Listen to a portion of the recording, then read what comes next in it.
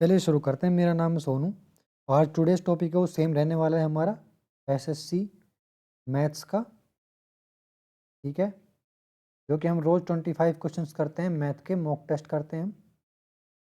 तो चलिए बिना टाइम वेस्ट किए पहला क्वेश्चन है आपके सामने। Naman bought few apples for 720 from a shop. He negotiate the price and the shopkeeper reduce it by 2 per apple. Due to this Naman could buy for 4 more apples than what he had bought earlier. How many apples did he originally buy? तो क्या करना है हमें, ये देखो। इस question को हम दो तरह से कर सकते हैं। पहला ऑप्शन ये है कि दो वेरिएबल बनेंगे, एप्पल्स का एक्स मान लेंगे और रेट का पी मान लेंगे, दो वेरिएबल्स बनेंगे। ठीक है, 720 इज इक्वल टू और फिर एक्स प्लस 4 और पी माइनस 2 करके वो हो जाएगा 720। 720 ये दो इक्वेशन है, इनको सोल्व करेंगे तो एक इक्वेशन निकलेगी जिसमें क्वालिटी की इक्वेशन होगी, उस क्वालिटी की इक्वेशन को सोल्व करना पड़ेगा। ठीक है, और ऐसे करेंगे तो देखो कुछ भी होगा लेकिन सीजीएल तो नहीं होगा या फिर एसएससी तो नहीं निकलेगा अगर ऐसे ही करना होता तो। ठीक है, हमें ये तय करना होगा कि क्वेश्चन कह क्या रहा है। हमें ऑप्शन दिए के गए, हमें 4 ऑप्शन दिए गए, 1000 ऑप्शन नहीं दिए गए। हमें बस इनको उठा उठा के इस क्वेश्चन में रखना है। सिंपल सी बात है, जो सही बैठा वो आंसर है। जैसे कैसे बिठाना होता है ये देखो। मान लेते हैं नमन ने पहले 48 एप्पल खरीदे, तो रख दो सम में 720 रुपए के 48 एप्पल खरीदे, तो पर एप्पल की वैल्यू आई हमारे पास 15। ठीक है, लेकिन उसने 2 रुपए माफ कर दिए तो पर एप्पल की वैल्यू होनी चाहिए 13 और 4 एप्पल बढ़ गए। इसका मतलब 13 इंटू 52 एप्पल हो गए। अब 13 रुपए के अब की बार उसने 52 एप्पल खरीदे, तो क्या वो 720 रुपए के बने? नहीं बने, क्योंकि लास्ट में 6 आएगा, नहीं बनेंगे 720 रुपए के। नेक्स्ट ऑप्शन, जब 720 को 44 से डिवाइड करोगे तो ये तो जाएगा ही पॉइंटों में 11। ठीक है, तो ये तो जाएगा ही पॉइंटों में जाएगा, तो इसका कोई मतलब नहीं है, ये भी गलत हो गया। अब 720 को 36 से डिवाइड करेंगे, वैल्यू आई हमारे पास 20। यानी शुरू में उसने 20 रुपए का पर एप्पल खरीदा, लेकिन उसने 2 रुपए माफ करवा ली पर एप्पल के, यानी 18 रुपए बचे और 4 एप्पल और बढ़ा दिए, तो कितने हो गए? 40 एप्पल। तो क्या 720 रुपये अब की बार 40 एप्पल आ जाएंगे? देखते हैं, 18 रुपए पर एप्पल आ जाएंगे, 720 हो गया। आसान था कितना। और अगर इक्वेशन बना के करते तो बस इससे ज़्यादा टाइम में तो पाँच पाँच क्वेश्चन हो जाते हमारे। Next, the tank is filled by 3 pipes with different uniform flow rates. While the first 2 pipes are operating simultaneously, they fill the tank in the same duration that the third pipe takes to fill it alone. The second pipe can fill the tank 5 hours quicker than the first pipe, yet 4 hours slower than the third pipe. What is the time needed for the first pipe to fill the tank? इस question को जब हम समझते हैं तो ये ना कहीं कहना चाहता है कि 3 पाइप्स हैं, एक्स, वाई और जेड, जिसमें फर्स्ट 2 पाइप काम करते हैं। इनकी एफिशिएंसी हो गई हमारे पास 1/x प्लस 1/y, और ये दोनों जब मिलकर काम करती है ना, तो वो उस टैंक को फुल कर देती हैं कितने कि अलोन जब जेड काम करता है उतने टाइम में। तो मैंने इक्वल टू कर दिया एफिशिएंसी को। ठीक है, अब के देखते हैं 10 सेकंड पाइप, जो सेकंड पाइप है यानी वाई, वो 5 घंटा जल्दी भर देती है किससे? एक्स से, यानी एक्स माइनस 5। एक्स से 5 घंटा जल्दी भर दिया इसने। फिर क्या कह रहा है कि then the first pipe yet 4 hours slower than the third pipe. इसका मतलब ये हुआ कि ये थर्ड पाइप से 5 घंटा स्लोअर है, सॉरी 4 घंटा स्लोअर है, तो जेड प्लस 4।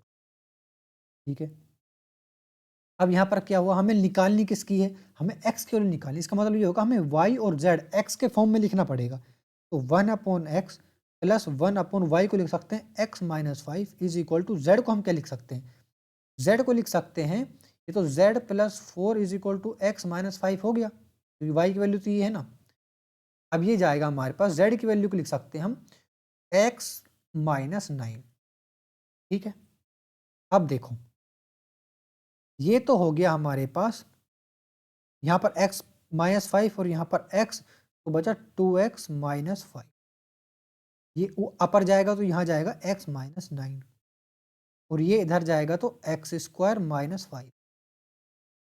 ठीक है, अब देखते हैं इसकी इक्वेशन क्या बनेगी। हमारे पास इक्वेशन बनेगी 2x square minus 5x 18x minus 40 plus 45 is equal to x square minus 5x। इससे ये कट जाएगा, बचेगा क्या हमारे पास, इससे ये 1 चला जाएगा, x square minus 18x is equal to मान लेते हैं माइनस 45। अब क्या अब इस क्वालिटी की इक्वेशन को सोल्व करने की जरूरत है या नहीं, यहाँ पर तो है, लेकिन फिर से ऑप्शन पे आ जाओ, नहीं है। ये इक्वेशन बस इन चारों ऑप्शन में सेटिस्फाई होनी चाहिए। कैसे होनी चाहिए, एक्स की वैल्यू हमें एक्स की वैल्यू चाहिए, और एक्स की वैल्यू यहाँ पर ये दे रखी है 18, ये 4, इनको रख के देख लो, अगर इन दोनों में माइनस 45 आंसर आता है तो वो है। अब 18 का स्क्वायर करेंगे तो कितना होता है हमारे पास, 18 का स्क्वायर होता है 324, और 324 और फिर माइनस करेंगे हम 324 को ही, क्योंकि यहाँ पर 18 का स्क्वायर, यहाँ पर 18, यहाँ पर 18, 24, जीरो आंसर आ गया, माइनस 45 तो आंसर आया ही नहीं। ठीक है, फिर देखते हैं 12 को, 144 माइनस 18 इंटू 12 करेंगे तो कितना आया हमारे पास, 216, 216 माइनस किया तो ये तो जब भी नहीं आया 45, ये फिर गलत हो गया दूसरा भी। तीसरा करते हैं, 81 और 18 को 9 से इंटू करेंगे हम तो वैल्यू आई हमारे पास 162, ये तो फिर नहीं हुआ, ये तो फिर गलत हो गया, 9 भी गलत है। 15 का देखते हैं, 15 का हुआ 225 और माइनस करेंगे 18 इंटू 15 जो कि होता है 270। अब आ गया आंसर माइनस 45, यानी आंसर है हमारे पास ये।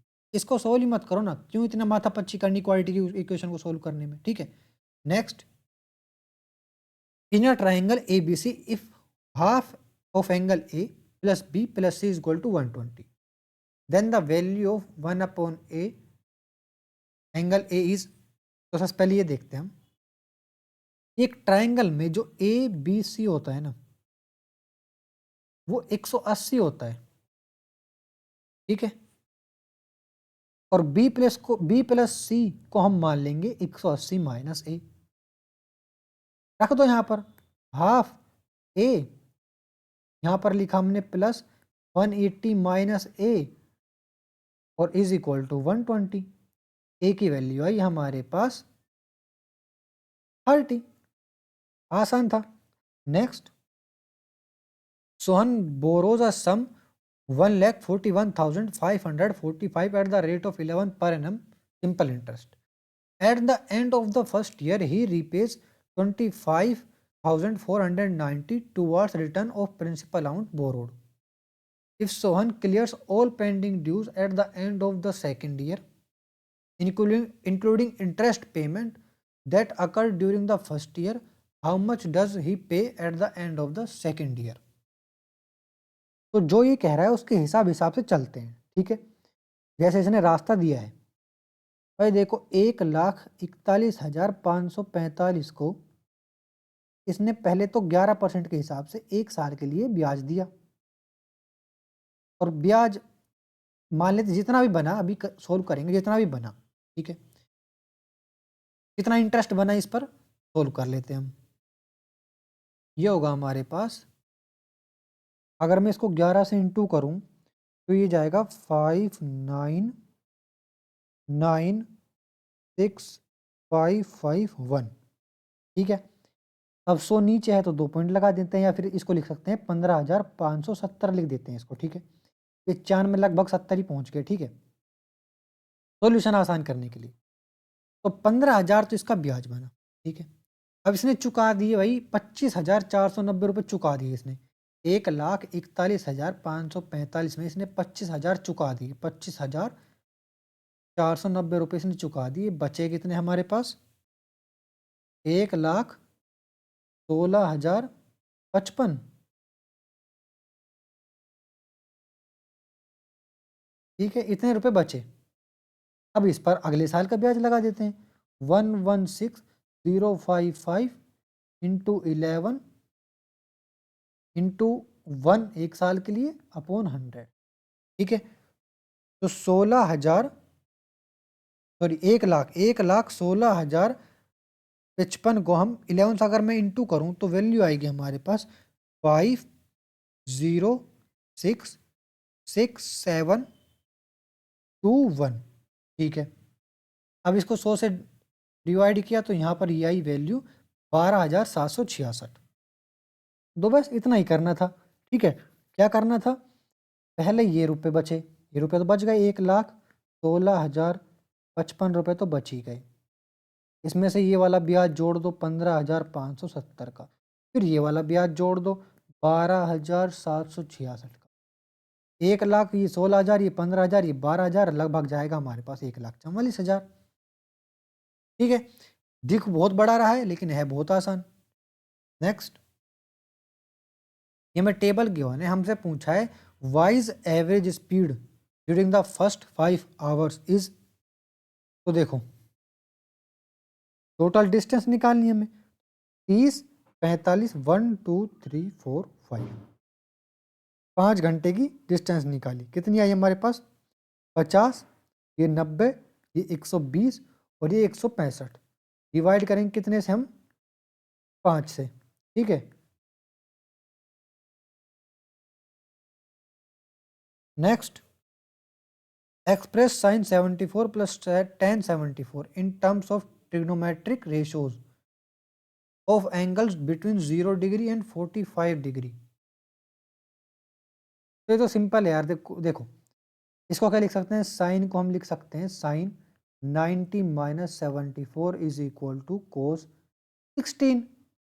ऐसे ही tan 90 minus 74 is equal to cot 16।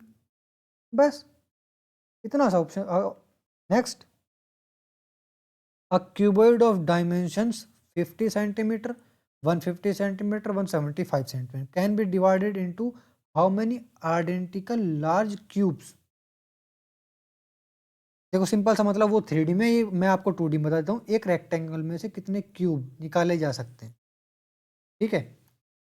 एक क्यूब, ऐसे वाले क्यूब जिनकी बराबर लेंथ और हाइट होती है, ठीक है। तो कैसे करना है, देखो पहले इनका हमें वो लेना है, हमें क्या, HCF हाईएस्ट कॉमन फैक्टर, जो पता करे कि भाई एक क्यूबॉइड में कितना बड़ा क्यूब होना चाहिए, ठीक, कितनी लेंथ का क्यूब होना चाहिए जो बराबर बैठ जाए। तो हाईएस्ट कॉमन फैक्टर ही होता है जो सबसे डिवाइड चला जाएगा जिसको। तो हाईएस्ट कॉमन फैक्टर होगा हमारा 25 होगा, ठीक है, 25 होगा। अब 25 होगा तो इसका मतलब अब क्यूबॉइड का वॉल्यूम निकालते हैं, 50 इंटू 150 इंटू 175, 170, और डिवाइड करेंगे फिर 25 इंटू 25 इंटू 25 से। क्यों करेंगे, क्योंकि भाई इसका क्यूब निकालेंगे तो इसकी वॉल्यूम आएगी, इसका तीनों को इंटू करेंगे तो इसकी वॉल्यूम आएगी, ठीक है।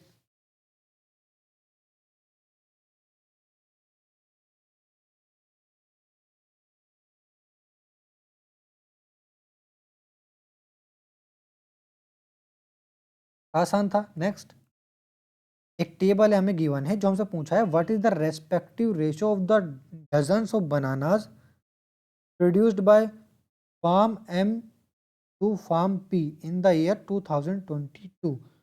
2022 फार्म एम और फार्म पी 17,662, 16,404, ये हो जाएगा हमारे पास। सॉरी ये डजन, डजन इसने डजन में लिखा है भाई, ये ध्यान देना, इसने डजन्स लिखा है, डजन्स। तो इतने बनाना डजन में करेंगे तो 12 से डिवाइड, यहाँ पर 12 से डिवाइड, ठीक है। वैल्यू है हमारे पास 1471 रेशो 1367, ठीक है। यहाँ पर ध्यान देना बस। Next, if Ram purchases a fan he gets 8% discount, however if he purchases 3 fans he gets 6% on the first,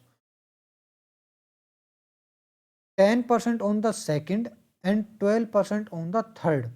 If the price paid by the Ram for 3 fans is 6,800, then what will the marked price of each fan?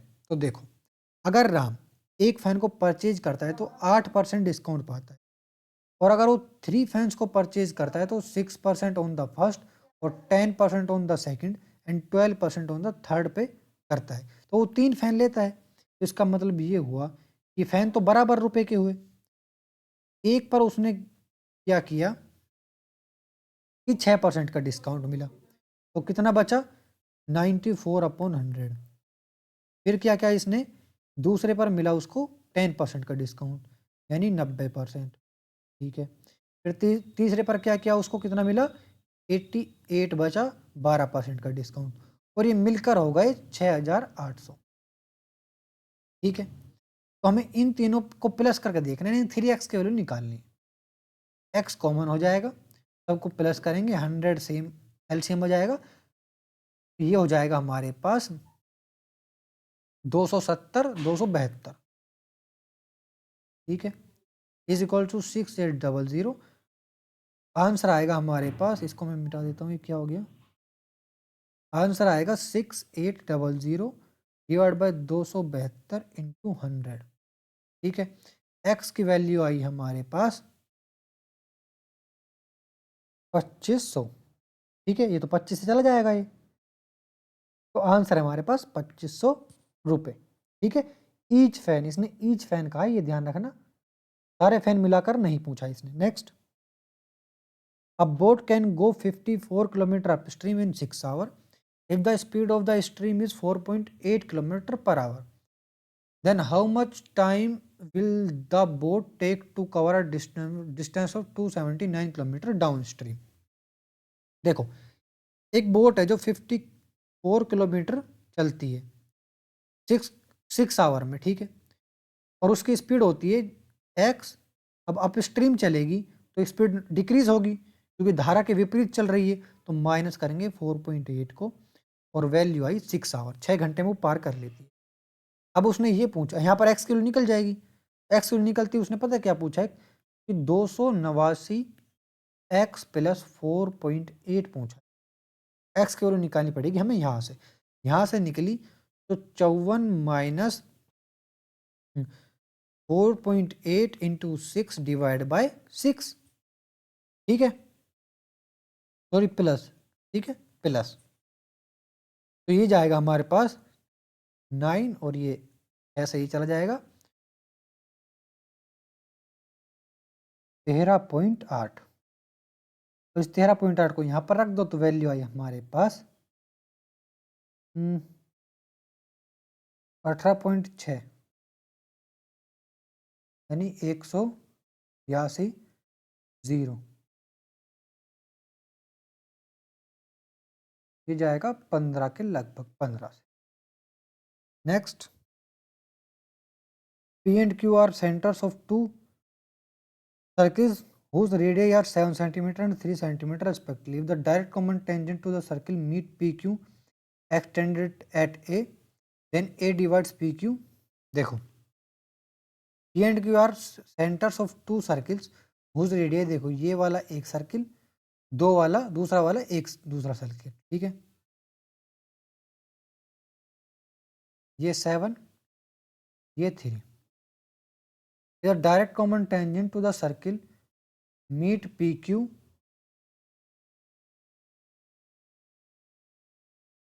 ये हो गया ये।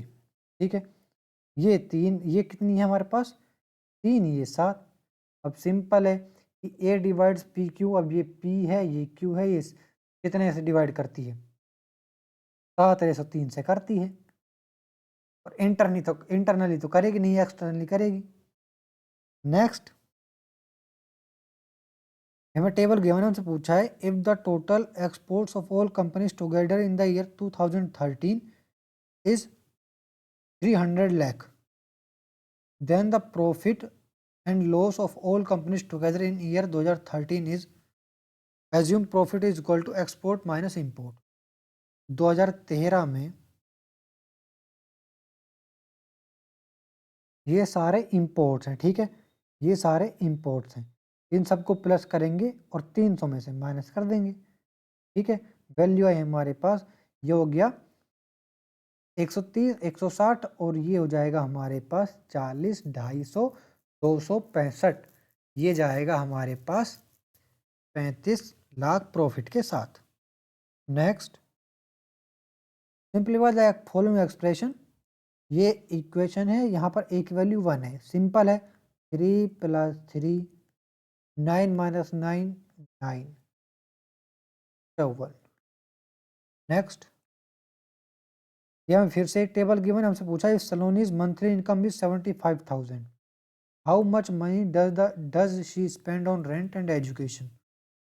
Rent कहाँ पर है, ये रहा, और एजुकेशन ये रहा, मिलकर कितना हो गया 55। 55% निकालना होगा अगर इसका 75,000 का,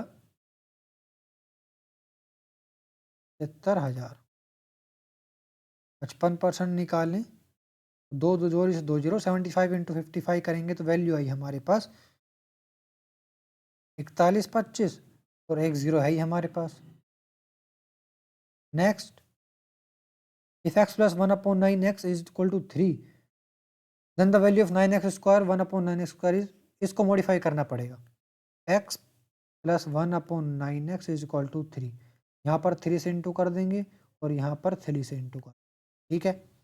वैल्यू आएगी हमारे पास 3x plus 1/3x is equal to 9, square करेंगे दोनों तरफ का, तो 9x square plus 1/9x square plus 2ab से चला जाएगा, बचेगा 2, ये 81, 2 माइनस करेंगे तो 79। Next, find the gain percentage given that Siddhi sold her scooter for 31902, gaining 1/6 of the selling price. तो हमें प्रॉफिट बताने कितना गेन परसेंट है। अगर एक सिद्धि ने एक स्कूटर सोल्ड किया 31,902 का, ठीक है, और गेन किया 1/6 ऑफ द सेलिंग प्राइस, यानी इसका 1/6, तो ये हो गया हमारे पास 5317। बस अब इसमें 5317 माइनस कर देंगे,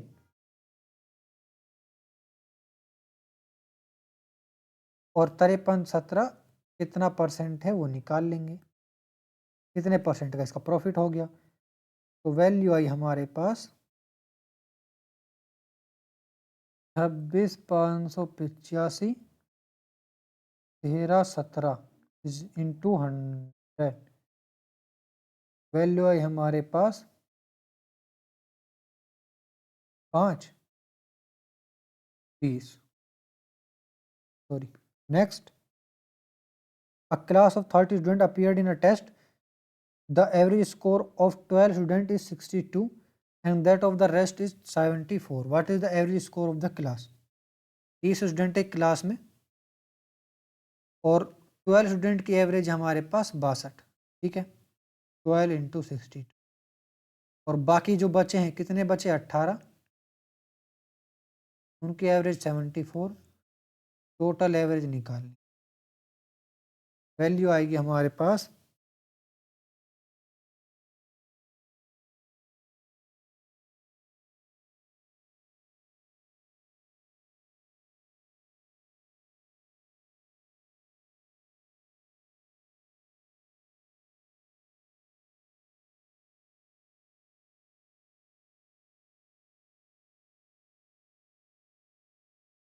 next, if p sin a minus cos a is equal to 1, then p square minus 1 plus p square cos a equals, देखो p ये जाएगा इज इक्वल टू होगा कोस ए, 1 प्लस कोस ए अपॉन साइन ए, ठीक है। तो यहाँ पर अगर मैं स्क्वायर करूँ और फिर 1 प्लस पी स्क्वायर माइनस करूँ 1 प्लस पी स्क्वायर से ही,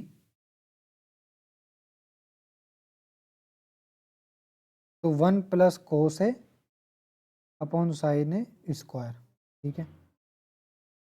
अब इसको सोल्व करना पड़ेगा, उसको छोड़ो, ठीक है, इसका टाइम नहीं है हमारे पास। ए की वैल्यू अगर मैं 90 रखूँ, ठीक है, तो 1 नहीं आ जाएगा आंसर, कैसे? अगर मैं यहाँ पर ए की वैल्यू 90 रखूँ, यहाँ पर 90 रखूँ, तो p इज इक्वल टू 1 हो सकता है, ठीक है ना। तो अगर p इक्वल टू 1 है, ये 90 है,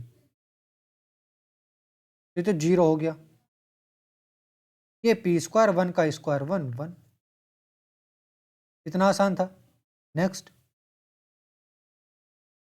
what is the ratio of mean proportional of 1.28 0.9 with the mean proportion 0.6। देखो रेशियो करना है हमें, x square is equal to 1.21 into 0.09, ठीक है। और किसके साथ, x square is equal to 0.16 और इंटू 0.36। स्क्वायर रूट निकालेंगे तो वैल्यू आई हमारे पास, ये जाएगा, अगर इसका स्क्वायर रूट 11 यानी 11/10 इंटू 3/10, ठीक है। Ratio 4/10 into 6/10।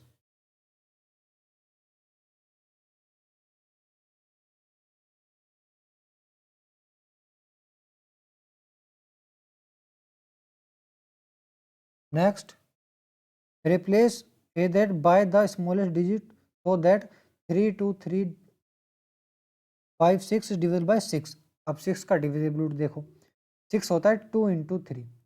अब 2 से तो डिवाइड होता है, ठीक है। 3 से कैसे करना पड़ेगा, इन सबको प्लस करना पड़ेगा, ठीक है। 7 8 9 10 11 12 12 13 14 15 16 17 और 17 और 6 23, ठीक है, तो यानी 23। अब इसकी क्या वैल्यू रखें, तो इसकी वैल्यू रखें 1, तो 24 हो जाएगा, जो कि 3 से डिवाइड होता है। Next, consider a triangle PQR right angle at R in which PQ is equal to 29 units, QR 21, PQR theta, find the value of cos square theta minus sine square theta. एक right angle triangle है, ठीक है, जिसमें PQR है, PQ की value 29 है, QR की value 21 है, तो ऑफ कोर्स हाइपोटेन्यूज की वैल्यू निकल जाएगी, ठीक है। और फिर क्या होगा, PQR जो Q की value right angle at R है, सॉरी यहाँ पर ये R है और यहाँ पर ये Q है, ठीक है। तो PQ ये 29 है, ये 29 है, और QR ये 21 है, ठीक है। अब क्या होगा, थीटा तो ये क्या, Q ये थीटा है, तो cos square theta sine square theta की वैल्यू निकालें। इसका मतलब ये हुआ कि H/B क्या होता है, बस ये फाइंड करना है। और PR की वैल्यू हुई 20, बेस हाइपोटेन्यूस होती है 20 आ गई, ठीक है। अब कोस स्क्वायर थीटा देखते हैं, कोस स्क्वायर थीटा क्या होता है, B/H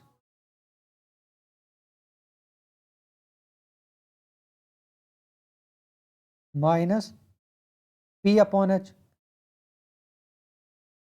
तो ये B है, ये P/H, ठीक है।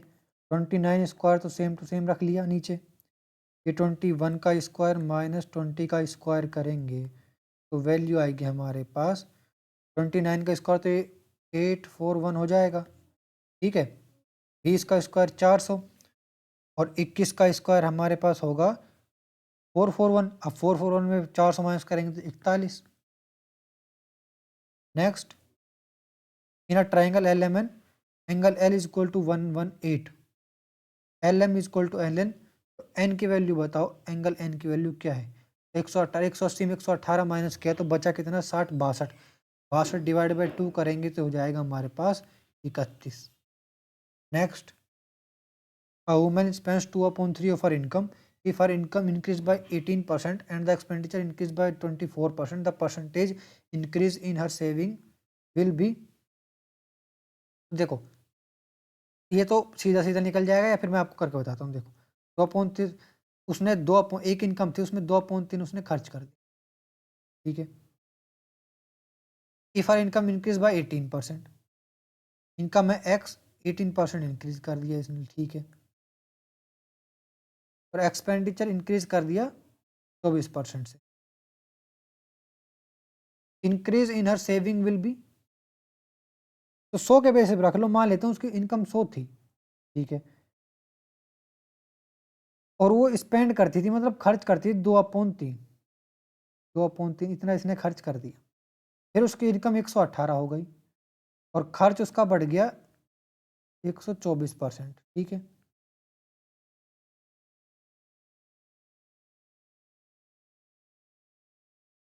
तो वैल्यू आई हमारे पास 24 दूनी 48 यानी 248 डिवाइड बाय 3, ठीक है। अब इसने पूछा है इंक्रीज कितनी हुई, सेविंग, इंक्रीज है सेविंग विल भी, सेविंग कितनी थी पहले, इतना तो खर्च हो गया, बचा इतना था, आपकी बार 118 यानी 6%। Next, in triangle ABC two medians AD and BE intersect at G at right angle. If AD is equal to 12 centimeter and B is equal to 9 centimeter, then the length of AB is equal to, तो एक triangle है ABC, median ऐसे खींच लेते हैं, ये G है, तो G जो ये जो मीडियन है ना, ये क्रॉस करता है G 2:1 में, ठीक है, ये बात ध्यान रखना, D और E, ठीक है। यहाँ पर A B मान लेते हैं, यहाँ पर C इसको मान लेते, 2:1 में डिवाइड करता है, इसका मतलब ये हुआ कि AB की वैल्यू हुई हमारे पास, और ये 90 डिग्री है, ठीक है, ये ध्यान रखना।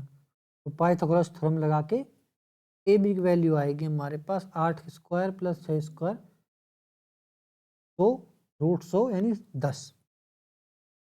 Thank you.